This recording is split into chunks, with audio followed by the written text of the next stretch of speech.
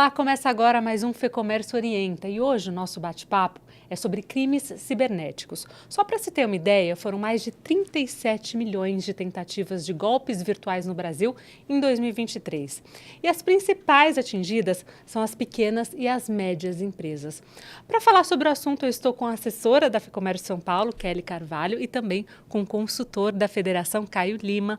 Muito obrigada por terem aceitado o nosso convite, é um prazer recebê-los aqui. Bom, para começar, Kelly, o Brasil é o segundo país mais afetado por ataques cibernéticos na América Latina. Como que isso afeta? Qual que é o impacto disso nos negócios, especialmente para as pequenas e médias empresas? Alguns dados mostram que 62% dos ataques cibernéticos são direcionados às pequenas e médias empresas. Isso é uma questão bastante preocupante, porque grande parte dessas pequenas empresas, elas praticamente subestimam a importância de se ter aí investimentos em ferramentas, em dispositivos, em pessoal para combater aí esses crimes eletrônicos. Isso ocorre por quê? Porque essas empresas acreditam que nunca vão ser vítimas de um eventual crime eletrônico. E isso é muito preocupante, porque esse crime ele pode estar atrelado, por exemplo, aos dados dos seus consumidores, então roubo de identidade, roubo de dados dos consumidores, e isso pode fazer o quê? Pode ter impacto nas empresas, impactos financeiros, impactos reputacionais, o que é muito importante hoje em dia para esses pequenos negócios conseguirem sobreviver no mercado. E prova disso é que essa negligência, não se atentar a uma ferramenta para proteger as informações da empresa, até mesmo para educar os seus colaboradores, para proteger os dados, faz aí com que grande parte dessas empresas não consigam sobreviver nos próximos anos. Alguns dados mostram que cerca de 60% das empresas que sofreram, das pequenas empresas que sofreram algum tipo de crime cibernético, em 6 anos elas encerram suas atividades. Então são dados aí bastante alarmantes e preocupantes para esse segmento da economia. Daqui a pouco a gente vai falar um pouco mais sobre como as empresas podem se proteger, mas agora, Caio, eu queria que você falasse, com o rápido avanço da inclusão digital, muitos crimes migraram para o ambiente virtual. O que isso significa e também como o sistema jurídico brasileiro tem respondido a isso? Isso é um ótimo ponto, né? A gente vê cada vez mais um número crescente de crimes que antes eram comuns em ambiente físico migrando para o ambiente digital. E por quê? Isso dá o ambiente digital ele traz uma aparente sensação de impunidade. Então a pessoa está lá sozinha no seu quarto, em um local em que não tem ninguém muitas vezes próximo e comete lá aqueles crimes e acredita que não será descoberto. Ele acredita realmente que não tem como traçar a origem daqueles crimes, daqueles golpes. Mas, felizmente, a gente vê que toda atividade que você faz em ambiente eletrônico, ele deixa um rastro, quer seja um log, quer seja alguma informação que fica dentro do dispositivo. Obviamente, aquela pessoa que é especialista, que é um profissional muito graduado, ele se utiliza de técnicas para esconder, para que não seja tão fácil rastrear a origem daquela fraude. Mas a gente vê que cada vez mais a gente consegue sim localizar essas pessoas, inclusive fora do nosso país, com auxílio de polícia no Brasil, Polícia Federal, polícias internacionais, e a gente tem conseguido encontrar esses fraudadores de uma forma geral. O ponto é, quando a gente fala de legislação especificamente, obviamente a nossa lei ela não acompanha para e passo toda essa evolução tecnológica. E a lei, naturalmente, ela leva um tempo maior para acontecer do que a evolução da sociedade. E é esperado que tenha um tempo entre a demanda da sociedade e depois ser convertido numa lei. Mas o ponto é que esse tempo está muito grande, cada vez mais crescente em razão da rápida evolução tecnológica. Então, pontuais ajustes na nossa lei para fazer frente a essas demandas da rápida evolução são necessárias, especialmente quando a gente fala de cooperação internacional. Então, para facilitar um contato de uma polícia no Brasil com os policiais, com as autoridades de outras nações, isso é fundamental, acordos de cooperação para a gente conseguir encontrar mais rápido e facilmente esses fraudadores. Quais outros ajustes são importantes na sua visão? A gente também tem que ver a própria criação de uma cultura de segurança cibernética dentro da nossa população, porque a gente até fala, né? Será que a gente não poderia colocar uma disciplina lá no ensino fundamental sobre segurança da informação ou até nas faculdades, de uma forma geral, um conteúdo especificamente sobre como usar de forma ética e responsável os dispositivos eletrônicos? E a gente fala isso não apenas para os jovens, mas também os idosos, que são grupos mais vulneráveis, também precisam ter uma atenção. O próprio governo, quando a gente olha para o Marco Civil, tem uma obrigação de conscientizar as pessoas sobre o uso ético e seguro desses dispositivos eletrônicos. Então, um outro ponto também que eu focaria é nessa parte de educação, nessa parte de conscientização, que realmente isso é fundamental para a gente reduzir os riscos e criando uma consciência na população. E Kelly, quais são os principais crimes, né, que ocorrem no Brasil nesse sentido, principalmente envolvendo pequenas e médias empresas? Bom, são inúmeros os crimes que as pequenas empresas elas acabam caindo, né? Assim como os cidadãos, como bem o Caio mencionou aqui, essa questão da educação, apenas reforçando, é muito importante porque a gente tem um analfabetismo digital no país muito grande, né? O que é muito importante se levar em conta aí em termos de políticas públicas até, porque os golpes praticamente são os mesmos. As pessoas, as empresas acabam caindo nesses mesmos golpes. E no caso das empresas e das pessoas, dos cidadãos de uma forma em geral, o que nós observamos, né? Que o phishing, por exemplo, é um dos principais tipos de crimes que ocorrem aí para os cidadãos, para as empresas. O criminoso, ele envia um link, por exemplo, através de uma mensagem SMS, através de um e-mail, e aí o colaborador da empresa, o empresário, acaba abrindo aquele link, acreditando que aquelas informações elas são verdadeiras, mas às vezes tem um pequeno detalhe, um endereço de e-mail com uma pequena letra, uma única letra errada naquele e-mail, ou um site que é direcionado esse e-mail com um pequeno detalhe de erro, e aí a pessoa acaba clicando naquelas informações e acabam tendo todos os seus dados aí comprometidos, porque esses criminosos acabam conseguindo aí monitorar todas as atividades que são realizadas no computador, pegar informações, inclusive, de cartões de crédito, de transações, e isso tudo aí acaba por impactar, digamos assim, toda essa parte das operações das empresas. Um outro crime muito recorrente são os malwares, que, na realidade, é uma variedade de softwares, que são softwares maliciosos, né? Que eles uma espécie de vírus que eles são instalados nos sistemas das empresas, né? Sem que os usuários percebam. E ele faz o quê? Roubam essas informações, monitoram todas as atividades que são realizadas naquele computador, né? E acaba comprometendo todo o sistema dessa empresa.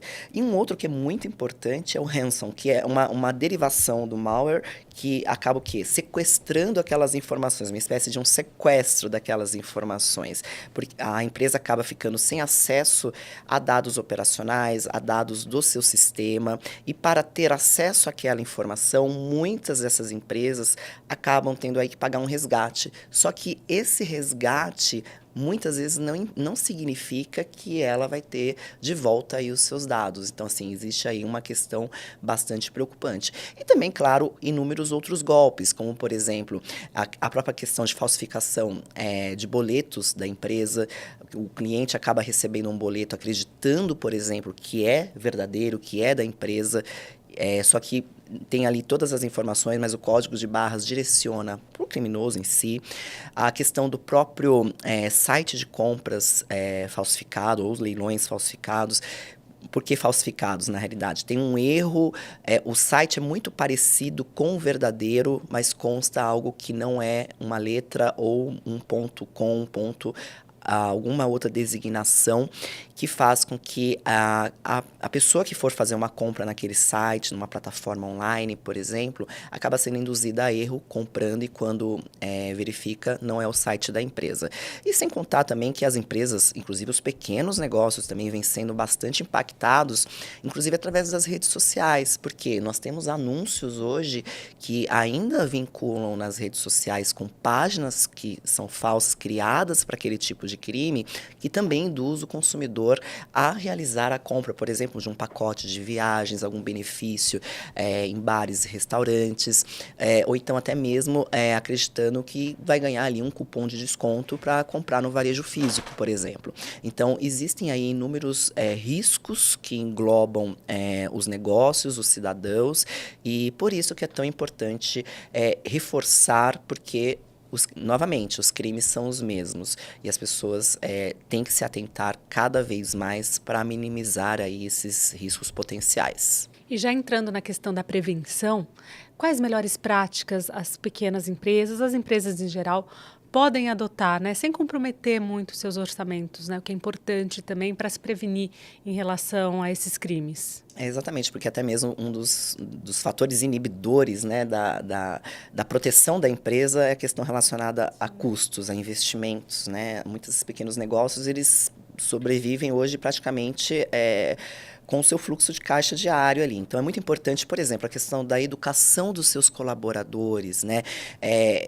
Sempre mostrar quais são os riscos, quais são os principais tipos de crimes cibernéticos que vem acontecendo, orientando os seus funcionários a não clicar em links suspeitos, né, a não clicar em sites que sejam de origem, digamos assim, duvidosa, links maliciosos, boas práticas de senhas. Então, por exemplo, não se utilizar a mesma senha para vários sites e sempre fazer uma mesclagem, digamos, entre números, letras e caracteres para poder reforçar as senhas, principalmente no caso de efetuar pagamentos em plataformas de bancos e também até junto a fornecedores, quando se trabalha muito nessa questão do online.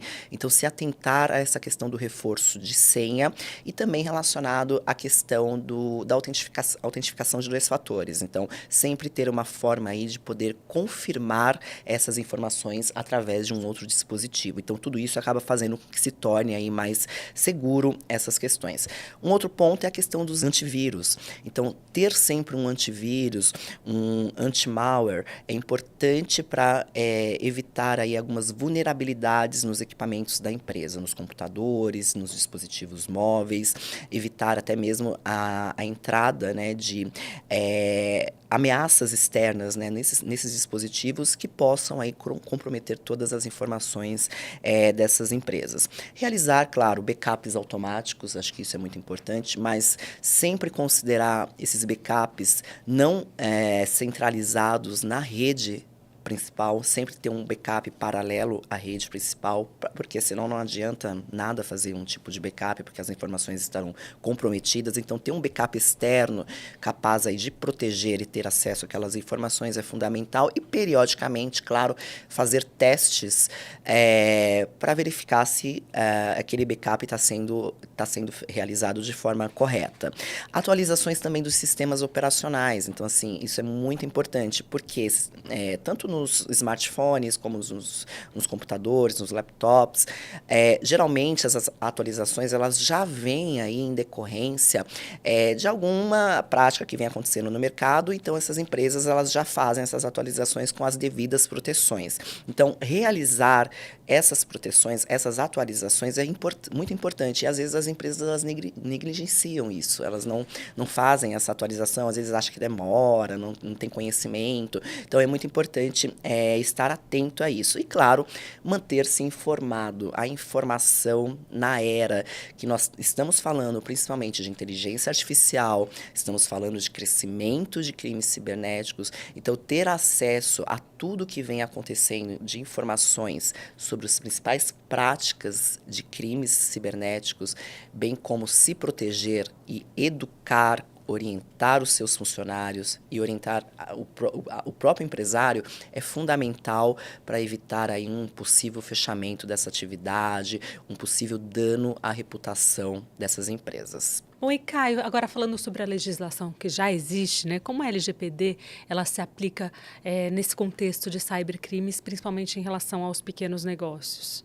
É super legal a gente ver o que a gente já tem de lei, né? A gente já tem bastante lei, e um ponto interessante que, inclusive, a Kelly trouxe vários exemplos aqui, é importante a gente ter uma ideia de que todas as leis que a gente tem no nosso país, elas se aplicam ao que se passa na internet, né? Então, por exemplo, quando a gente olha que o nosso Código Civil é de 2001, a internet chegou no Brasil em 95, 96. Isso não é algo fundamental, porque mesmo sendo uma lei posterior à chegada da internet no Brasil, ela se aplica a tudo que se passa online. E um outro ponto interessante, o Código Penal é de 1940. Também não interessa, é anterior à chegada da internet, mas também se aplica integralmente àquilo que aconteceu em ambiente digital. Então, obviamente, a gente teve atualizações do Código Penal, como o próprio crime de invasão de dispositivo informático. Em 1940 não tinha, naturalmente, um dispositivo informático para ser invadido, então a gente acrescentou ao Código Penal, em 2012, esse tipo penal de invasão de dispositivo. Então, olhando para a nossa legislação, de uma forma geral, ela cobre muito bem o que se passa em ambiente digital, porque a gente replica no digital o nosso universo físico. A gente tem até um princípio que é o princípio da identidade. Então, o que a gente faz no físico, a gente replica no digital. Não é que no digital a gente é completamente diferente daquilo que a gente é no ambiente físico. E justamente pelo fato de o físico ele refletir no digital, as leis são as mesmas. A gente consegue aplicar integralmente as mesmas legislações. E aí, claro, o Poder Judiciário ele tem interpretado essas leis para ver como é que elas precisam eventualmente se amoldar a essas novas realidades no ambiente digital. Como, por exemplo, a gente falou aqui de inteligência artificial. Será que a gente precisa de uma lei de inteligência artificial? É um grande debate que a gente tem, uma vez que a gente já tem várias leis tratando de diversos temas, como o próprio Código Civil, o Código de Defesa do Consumidor e a Lei Geral de Proteção de Dados que você trouxe aqui. Trazendo essa Lei Geral de Proteção de Dados, olhando os reflexos dela para pequenas e médias empresas, é muito importante a gente lembrar que a gente tem a ANPD nesse ecossistema de proteção de dados. E quem é a ANPD? É a Autoridade Nacional de Proteção de Dados. É como se fosse uma Visa, um ANAC, um Anatel, mais de proteção de dados. É uma autoridade que olha apenas para essa lei de proteção de dados, que é a LGPD. E essa ANPD, há uns 4 anos mais ou menos, ela lançou um documento que é muito importante, olhando para a segurança da informação de pequenas e médias empresas. É um documento chamado Guia de Segurança da Informação para Agentes de Tratamento de Pequeno Porte, que é o nome técnico que a lei dá para essas pequenas e médias empresas, e dentro desse Guia de Segurança da Informação para esses agentes, tem um checklist de segurança da informação. E dentro desse checklist tem 60 controles que os agentes de pequeno porte já devem ter de segurança da informação.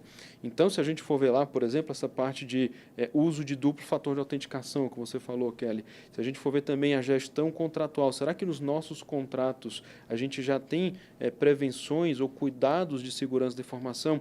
Como é que está, por exemplo, a gestão de acesso? Então, se um funcionário meu ele sai ou ele é demitido, eu atualizo aquelas pessoas que têm acesso àquele sistema para eu dificultar que eu tenha uma pessoa de fora da minha empresa que ainda continue acessando arquivos. Um outro ponto que é importante, que a gente já falou aqui várias vezes, treinamento e conscientização. A gente tem que levar conhecimento para as pessoas. Elas têm que saber o que é dado pessoal, elas têm que saber o que é dado sensível, quais são os riscos de segurança, como mitigar. Se alguém sofre, por exemplo, uma tentativa de golpe, como é que a gente replica aquilo dentro da nossa empresa para impedir que aquilo vire uma realidade dentro da nossa organização. E tem vários outros controles. Tem controles, inclusive, sobre relacionados à nomeação de um encarregado ou de um DPO. Né? As empresas agora elas precisam ter uma pessoa dentro daquela organização que seja responsável pelo tratamento de dados pessoais. As pequenas empresas, especificamente, nos agentes de pequeno porte, não têm obrigação de terem esse encarregado, mas é importante, né? A NPD coloca que mesmo não sendo obrigado, se você conseguir ter alguém internamente olhando para essas questões de privacidade e proteção de dados, isso vai ser fundamental para mitigar riscos em haver um incidente, ou até mesmo para que a empresa consiga, de forma preventiva, se proteger melhor, dificultando aí que os fraudadores consigam entrar na empresa e que eles consigam fazer um golpe. Só para complementar, você já falou, mas eu queria reforçar. As leis vigentes, o Marco Civil da Internet, a LGPD, na sua visão, são suficientes para mitigar esses riscos de cibersegurança no Brasil ou ainda há algumas lacunas que precisam ser preenchidas como essa que você citou agora? Sim, sim. O Marco Civil, quando a gente olha, é uma lei que tem sobrevivido até de forma interessante, porque já tem 10 anos, né? É uma lei aí que em 10 anos no ambiente tecnológico representa bastante tempo e que o Marco Civil, de uma forma ou de outra, ainda permanece atual. Mas a gente, por exemplo, tem muitas questões tecnológicas que têm surgido e que o Marco Civil hoje ele já não representa a melhor interpretação para aquelas situações. Então, por exemplo, quando a gente olha para aspectos relacionados aos provedores, né, será que a ideia que a gente tinha de um provedor de aplicação, de uma rede social, de um site há 10, 11 anos, quando houve a discussão do Marco Civil, é a mesma que a gente tem hoje? Certamente não. A gente não tinha a menor ideia há 10, 11 anos do que a gente teria hoje, especialmente essa magnitude desses provedores. Então, as leis que a gente tem hoje, elas de uma certa forma respondem bem à nossa realidade atual, mas elas precisam de pontuais ajustes, elas precisam de algumas questões realmente que não são muito bem endereçadas diante dessa evolução tecnológica. Só para falar de um ponto específico, quando a gente olha, por exemplo, para a Lei de Direitos Autorais, é uma lei de 1998. Então, em 98, a gente não tinha essa inteligência artificial generativa que a gente tem hoje. A gente tinha inteligência artificial, mas não inteligência artificial generativa. Então, é um dos pontos principais que a gente tem de lacuna legislativa essa questão de direitos autorais. Então, não é que a gente precise de uma nova lei de direitos autorais, a gente precisa modernizar a lei que a gente tem hoje. Então, esse é o passo que a gente tem visto como sendo aí um passo natural em termos de legislação, aproveitar tudo que a gente tem, mas modernizar aquilo para cumprir, para fechar essas lacunas que existam aí em razão dessa evolução tecnológica. Então, as leis respondem bem, representam bem uma mitigação de riscos, mas há pontos que precisam ser ajustados. E a Kelly falou um pouquinho sobre algumas medidas práticas, né, que as empresas podem adotar, mas quais outras medidas você enxerga jurídicas, até para que a empresa possa responsabilizar os infratores? Tem uma questão muito interessante que a própria LGPD determina que seja feita, que é o mapeamento, né? Então, toda atividade de tratamento de dados pessoais precisa ser mapeada. Então, até uma pergunta que eu gosto sempre de fazer, né? Será que você sabe, dentro da sua empresa, todas as atividades em que você trata dado pessoal? Se você souber disso, tiver isso muito bem mapeado, é um primeiro passo para você reduzir riscos. Por quê? Porque sabendo os tipos de dados que a gente consegue eleger quais são aquelas atividades que, se um fraudador entrar na minha empresa, ele vai ter, aquele ataque vai trazer um risco maior para os titulares. Então, atividades, por exemplo, que tenham dados financeiros, atividades que tenham dados sensíveis, que são dados de saúde, dados, por exemplo, sobre questões políticas, religiosas, filosóficas, dado de filiação a sindicato, é um dado sensível. Então, nas atividades que eu tenho, em que houver dados sensíveis, eu tenho que protegê-las melhor, eu tenho que orientar melhor os meus funcionários.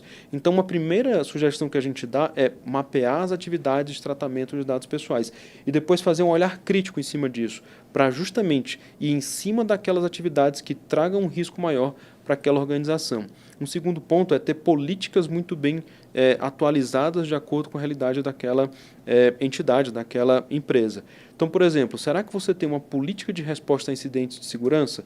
Essa política de resposta ela está atualizada? Ela foi testada? Porque esse é um outro ponto importante. Tem muita empresa que tem políticas belíssimas no papel, mas que não são colocadas em prática e nunca foram testadas. Então, é ter documentos, ter políticas, mas que sejam de acordo com a realidade daquela empresa e que tenham sido, de fato, testadas para confirmar que a organização vai conseguir reagir quando acontecer um eventual incidente de segurança de informação. Então, eu deixaria esses dois pontos: mapeamento e com olhar crítico de riscos e políticas atualizadas e testadas para aquela organização. Quando a gente fala de dados também, um aspecto muito importante também que quem tem acesso a esses dados na empresa, né? Então, assim, é importante que a empresa delinee somente acesso aos dados para aquele determinado funcionário, apenas dados que sejam fundamentais para o exercício da sua atividade, né? E caso tenhamos ali, por exemplo, desligamento do funcionário, que às vezes acaba no dia a dia passando, essas informações acabam sendo deixadas de lado, mas já acabar com o terminar o acesso desse colaborador àquelas informações. Então, isso é muito importante. Acho que até dentro de uma política da empresa, são nos mínimos detalhes que ali pode constar uma proteção ou um eventual prejuízo, um vazamento de informações daquela empresa. Então, é muito importante se atentar também a esse ponto. E Kelly, a FEComércio tem, né, se debruçado sobre esse tema. Quais são as propostas da federação em relação a isso? Como que ela tem atuado nesse âmbito? Bom, a FEComércio ela já vem atuando aí já há muitos anos. Lá em meados do início dos anos 2000, nós já trabalhávamos no Congresso de Crimes Eletrônicos na FEComércio. Ali surgiu o Marco Civil da Internet, os debates, Lei Carolina Dickmann. Então, foram eventos que foram mapeados já, várias práticas, e que nós já tínhamos propostas, né? E com a evolução aí, a gente sempre está monitorando muito bem esse mercado através do Conselho de Economia Digital e Inovação da FEComércio, monitorando bem esse mercado. E, recentemente, por exemplo, nós colaboramos aqui com o envio de propostas para a Estratégia Nacional de Cibersegurança.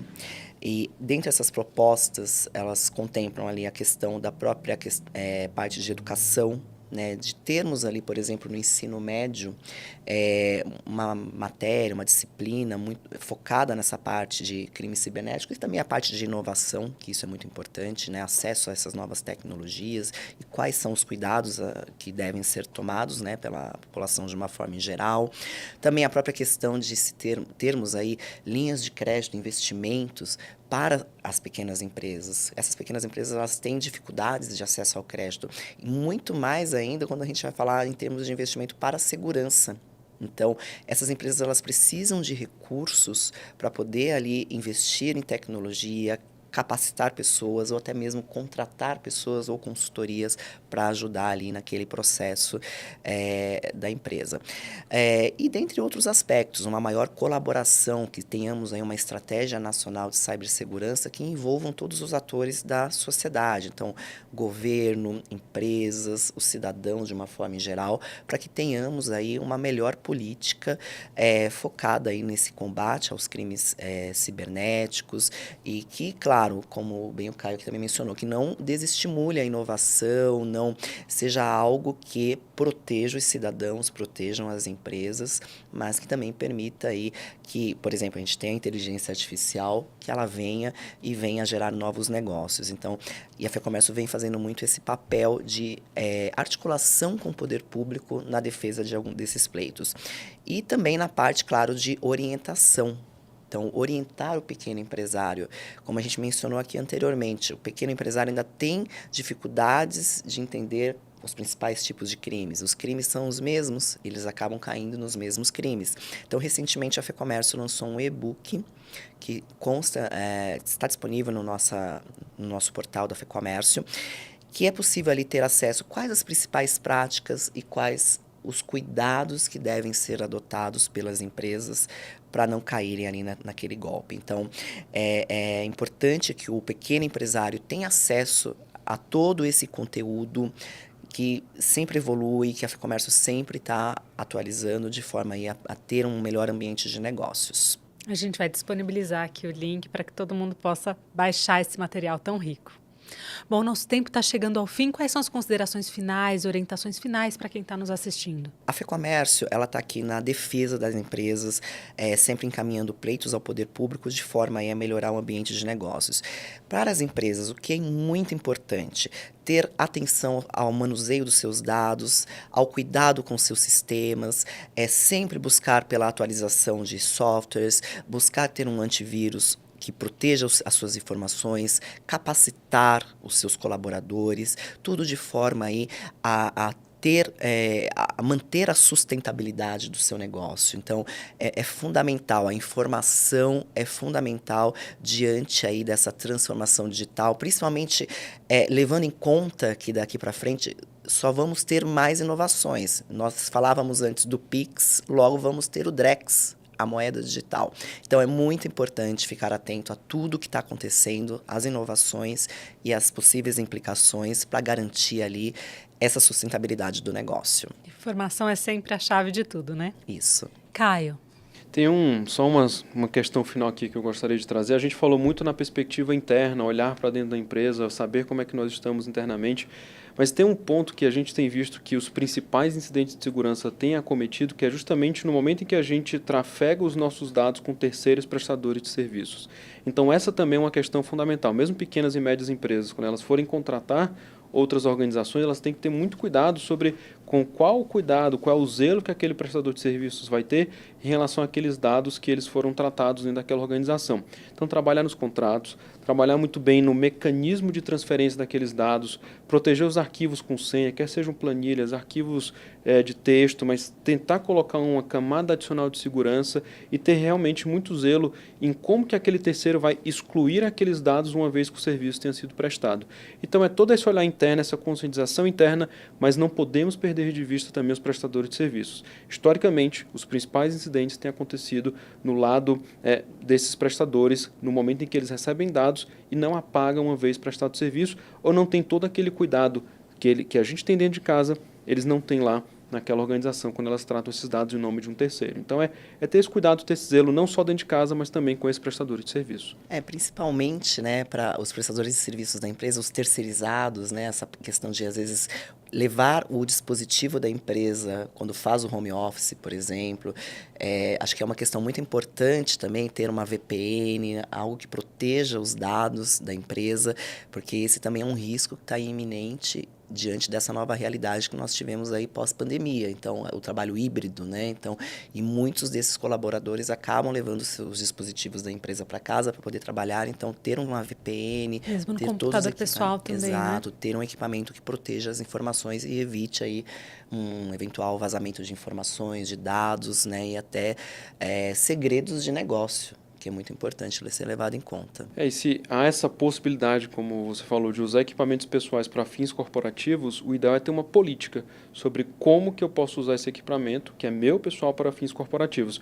E aí entram toda uma nova gama de mecanismos de proteção, como, por exemplo, existem mecanismos, existem aplicações que a gente coloca num celular, por exemplo, que ele cria containers dentro do dispositivo. Então, eu crio dentro de um mesmo dispositivo, eu crio 2 pedaços, um pedaço pessoal e um pedaço corporativo. E o time de tecnologia consegue acessar remotamente esse pedaço corporativo do meu dispositivo. E só para a gente ter ideia, olha o impacto disso. É uma pesquisa recentemente que cerca de 10% das pessoas no Brasil já tiveram dispositivos móveis furtados ou roubados ao longo de um ano, e cerca de 15% a 16%, depende da cidade, quando a gente fala de grandes capitais. Ou seja, 15% das pessoas em grandes capitais nos últimos 12 meses tiveram um dispositivo móvel furtado ou roubado. Será que naquele meu dispositivo, então, que foi furtado ou roubado, eu não tinha acesso ao e-mail, eu não tinha acesso ao meu calendário com os meus compromissos corporativos, o próprio arquivo lá, o Drive, na rede, em que eu salvo os meus conteúdos lá que eu trabalho, e até mesmo, muitas vezes, as mensagens instantâneas que eu troco com o meu time, até o mensageiro que a gente usa corporativo, há uma grande probabilidade que dentro desses equipamentos pessoais nós tenhamos informações corporativas. E que proteção o time de TI daquelas organizações tem em relação a esses equipamentos. Então, é um novo momento de reflexão que a gente traz sobre como que a gente vai proteger as nossas informações corporativas nesses dispositivos pessoais, considerando que 15% dos nossos funcionários vão ter, provavelmente, seus equipamentos furtados ou roubados nos próximos 12 meses. Então, além de tudo isso que a gente falou, além de olhar para dentro, além de olhar para os prestadores de serviços, olhar para os dispositivos que a gente tem, como é que a gente consegue protegê-los nesse cenário de insegurança, infelizmente, aí que a gente vive, né, patrimonial mesmo, pensando no ambiente físico, refletindo em acesso a informações por esse dispositivo eletrônico. Bom, excelente. Infelizmente, nosso tempo chegou ao fim, mas agradeço demais a participação de vocês por todos os esclarecimentos. Esse tema rende muito. A gente vai ter mais desdobramentos por aqui. Muito obrigada mais uma vez e até a próxima. Muito obrigada também a você que nos acompanhou até agora. Até mais!